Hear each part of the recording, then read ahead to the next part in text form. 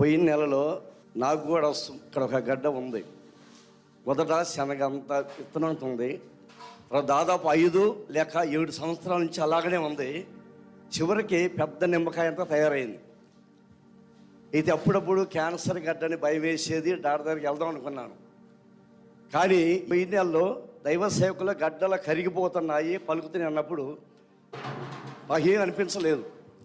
అయితే 2 రోజుల తర్వాత ఇంటికి వెళ్ళిన తర్వాత అర్ధరాత్రి 11:30కి నేను వాక్యం ధ్యానిస్తున్నప్పుడు పరిశుద్ధాత్మ నాతో మాట్లాడి ఈ మాటను దైవ సేవకుల ద్వారా మాట్లాడిన మాట నా చెవిలో పెట్టి నీ గడ్డను చూసుకోమన్నారు. ఇప్పుడు గడ్డను చూసుకుంటే మన ఏలుకి పిడిసి పెట్టి మన రక్తం ఎలా తీస్తామో అంత బెద్దం ఏర్పడింది. పట్టుకుంటే మెత్తగా అయిపోయింది.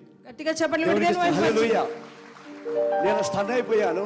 అప్పుడు ఆ గడ్డ అంతా బాగా వచ్చేటాక చీముడు ఎత్తులు వచ్చేసింది, బయటికి పూర్తిగా వచ్చేసింది. దేవుని స్తోత్రం. హల్లెలూయా.